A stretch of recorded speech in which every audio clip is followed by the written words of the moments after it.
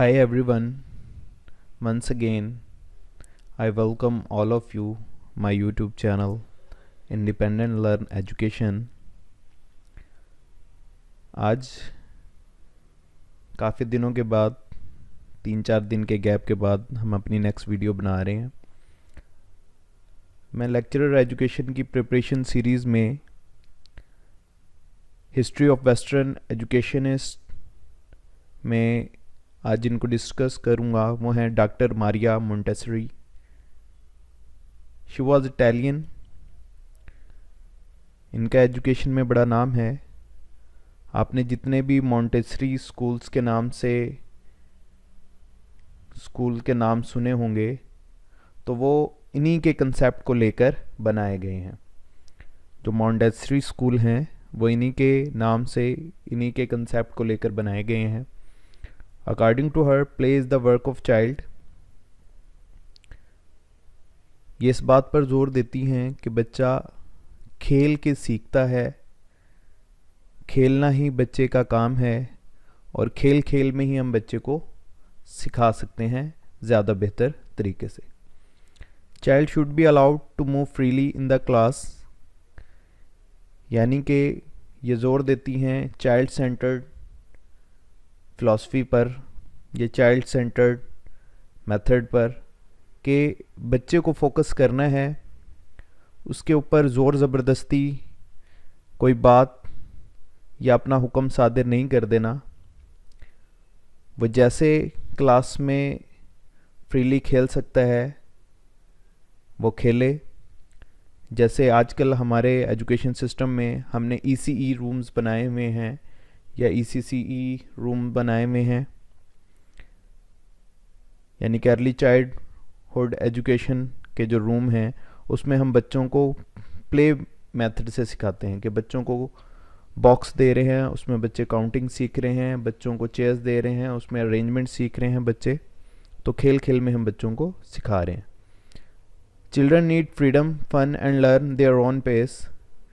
और हर बच्चा अपने ही आज़ादी से, खुशी से और अपने ही पेस के बनाओ, यानी कि उसकी इंटेलेक्चुअल या माइंड सेट है उसको आपने तवज्जो देनी है। इस बात पर जोर देना है कि बच्चे की जो इंटेलेक्चुअल लेवल है उसके मुताबिक उसको पढ़ाया जाए। उससे ज़्यादा या उससे ज़्यादा उसके ऊपर सख्ती ना की जाए। जितना उसका मेंटल लेवल है उतना ही उसको पढ़ाया जाए ताकि बच्चा आसानी से सब्जेक्ट को सीख सके और अच्छे से उसको तैयार कर सके। मारिया मोंटेसरी ने मोंटेसरी मेथड दिया। The Montessori method was developed by doctor Maria Montessori in the early 1900। It's a specific child-centered method of education that involves child-led activities referred to as work, classrooms with children of varying ages and teachers who encourage independence among their pupils. उन्होंने जो अपना method दिया वो क्या था? Child centred था कि बच्चे उसमें अपनी एक्टिविटीज़ अपनी मर्ज़ी से जैसा वो करना चाहें वैसे करके सीखें। और उन एक्टिविटीज़ को उन्होंने किसका नाम दिया? चाइल्ड वर्क का नाम दिया कि ये बच्चों का काम है, बच्चे खुद इसे करके सीखेंगे। टीचर का काम क्या है? सिर्फ एज ए फैसिलिटेटर या गाइड, या टीचर वो होगा who provide environment and materials, यानी कि वो उसने ऐसा इन्वायरमेंट प्रोवाइड करे और मटेरियल प्रोवाइड करे जिससे बच्चे खुद अपने इस्तेमाल में लाकर सीख सकें बेहतर तरीके से। हम मज़ीद पढ़ेंगे मोंटेसरी मेथड के बारे में। इनका जो मोंटेसरी मेथड था वो किस चीज़ को फोकस करता था? ये होलिस्टिक एजुकेशन, होलिस्टिक यानी कि एक कंप्लीट एजुकेशन सिस्टम को जो है ना कवर करता था, एक बच्चे के कंप्लीट डेवलपमेंट को। जो इनका एजुकेशन सिस्टम था मोंटेसरी मेथड, इसमें सबसे पहले हैंड्स ऑन लेसन कि बच्चा खुद करके सीखे, या इसको हम हैंड्स ऑन लर्निंग भी कह देते हैं, बच्चा करके सीखे। कोर एकेडमिक्स है, यानी कि जो बेसिक हमारी एजुकेशन सिस्टम है जिसमें लैंग्वेज है, कैलकुलेशंस हैं या मैथ्स है, इस तरह के सब्जेक्ट को बच्चा बेहतर तरीके से सीखेगा।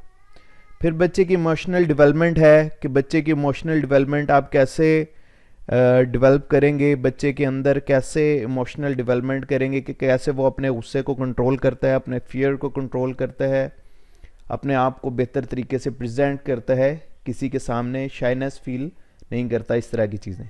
फिर क्रिटिकल थिंकिंग स्किल्स है, बच्चे के अंदर क्रिटिकल थिंकिंग स्किल्स डेवलप करना कि बच्चा बेहतर तरीके से सोचे, काम को समझे और फिर उसको पूरा करे। उसके बाद है कन्फ्लिक्ट रेजोल्यूशन स्किल, यानी कि बच्चे के अंदर जो क्लासरूम में होने वाले जो कन्फ्लिक्ट हैं या उसके अंदर जो कन्फ्लिक्ट हो रहे हैं कि वो कुछ करना चाह रहा है और कर नहीं पा रहा, उसको कैसे बेहतर तरीके से रिजॉल्व कर सके। करैक्टर फॉर्मेशन है, बच्चे के अंदर करैक्टर फॉर्मेशन आ जाए कि वो अपनी करैक्टर को बेहतर तरीके से डेवलप करे, उसके अंदर वो क्वालिटीज़ पैदा हों जो एक बेस्ट सिटीज़न के अंदर होनी चाहिए। फिर हेल्दी सोशल स्किल्स, बच्चे के अंदर कोलैबोरेटिव प्ले आना चाहिए कि बच्चा दूसरों को इन्वॉल्व करके सीखे। तो मारिया मोंटेसरी इस बात पर भी जोर देती हैं कोलैबोरेटिव प्ले पर, यानी कि बच्चा दूसरों को इन्वॉल्व करके सोशल इन्वायरमेंट में सीखे। अकेला, क्योंकि इंसान एक सोशल एनिमल है, अकेला रहना इसके बस की बात नहीं है, इसके लिए मुमकिन नहीं है। दूसरों को इन्वॉल्वमेंट करके ही, दूसरों की मदद करके या दूसरों से मदद लेकर ही वो बेहतर तरीके से सीख सकता है। फिर लास्ट में है मैनर्स, कि बच्चे के अंदर एक इस तरह के मैनर्स पैदा हों जो उसकी एथिक्स और एस्थेटिक सेंस को डेवलप करे। उसके बाद हम टीचिंग इंस्टीट्यूशन की मज़ीद बात करेंगे। In 1907 she opened a clinic in Rome for children with learning disabilities and physical disorders at the clinic known as Casa dei Bambini. इन्होंने एक क्लिनिक भी बनाया, ये इंस्टीट्यूशन आप कह सकते हैं वो बनाया, जो स्पेशली जो है डिसेबल्ड चिल्ड्रन के लिए था, कि उसमें उनको एक स्पेसिफिक इन्वायरमेंट दिया जाता था बच्चों को पढ़ाने के लिए। Emphasize natural environment for learning, joy, interest and need of child, और स्पेसिफिक इन्वायरमेंट दिया जाता था उन बच्चों के लिए ताकि वो बच्चे अपनी ज़िंदगी में आगे बढ़ सकें। Dr. Maria Montessori applied scientific observation to the needs of the child and discovered the child needs for intellectual stimulation. और वह इस बात का भी ख्याल करती थी कि बच्चे की जो इंटेलेक्चुअल नीड्स हैं या बच्चे की जो नीड्स हैं वो कैसे फुलफ़िल की जा सकती हैं। यानी कि जो स्पेशल बच्चे इनके इंस्टीट्यूट में आते थे उनकी नीड्स के ऊपर भी इनका बहुत ज़्यादा फोकस था। तो हम कह सकते हैं कि इनकी जो एजुकेशनल हिस्ट्री है या एजुकेशनल जो इनका इंस्टीट्यूशन है वो टोटली चाइल्ड सेंटर्ड फ़िलासफ़ी को बिलोंग करता है, ये चाइल्ड सेंटर्ड फ़िलासफ़ी को सपोर्ट करता है। और टीचर का रोल यहाँ क्या है, सिर्फ फैसिलिटेटर का है, गाइड का है, और वो इन चीज़ें देखने का है कि वो कैसे बच्चे की डेवलपमेंट ज़्यादा बेहतर तरीके से कर सकते हैं। और अपने एजुकेशनल इंस्टीट्यूशन में इन्होंने इस बात कर भी जोर दिया कि बच्चे को वन डे में मैक्सिमम 12 एक्टिविटीज़ कराई जाएं, इससे ज़्यादा एक्टिविटीज़ ना कराई जाएं ताकि बच्चा बोर फील ना करे। नेक्स्ट जो है एक और इम्पॉर्टेंट अक्सर आ जाता है इनके बारे में, she became the first female medical doctor medicine. इन्होंने रोम में ही इटली के अंदर यूनिवर्सिटी के अंदर डॉक्टर की डिग्री हासिल की और इटली की फ़र्स्ट फीमेल मेडिकल डॉक्टर हैं मेडिसिन की, ये भी इजाज़ इनको हासिल है।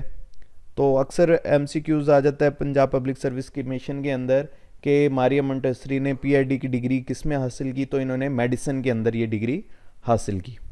उसके बाद in 1904 doctor Montessori became professor of anthropology at the university of Rome. वहाँ ये प्रोफेसर भी रहीं अपनी ही यूनिवर्सिटी में जहाँ से इन्होंने स्टडी हासिल की थी। इनके कुछ की एरियाज़ ऑफ लर्निंग हैं कि प्रैक्टिकल लाइफ है कि बच्चों को इस तरह का इन्वायरमेंट दिया जाए कि वो प्रैक्टिकल लाइफ के मुताबिक अपनी ज़िंदगी गुजार सके।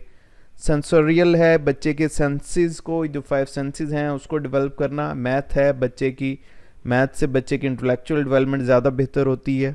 लैंग्वेज है, लैंग्वेज से इंसान सोशल स्किल्स अपनी सीखता है, लोगों को अंडरस्टैंड करता है। और कल्चर के अंदर सोसाइटी के अंदर रह के ही बच्चा ज़्यादा बेहतर तरीके से सीखता है। मारिया मोंटेसरी इसके अलावा बहुत अच्छी ऑथर भी थी। इन्होंने बहुत सारी बुक्स भी लिखी हैं जिनमें मोंटेसरी मेथड है, डिस्कवरी ऑफ चाइल्ड है, सीक्रेट ऑफ चाइल्डहुड है और एब्जॉर्बेंट माइंड है। आई होप आज का वीडियो लेक्चर आपको पसंद आया होगा। मैं अपने मोटो के साथ आज के लेक्चर को एंड करता हूँ। कल इंशाल्लाह हम नेक्स्ट वीडियो के साथ मिलेंगे।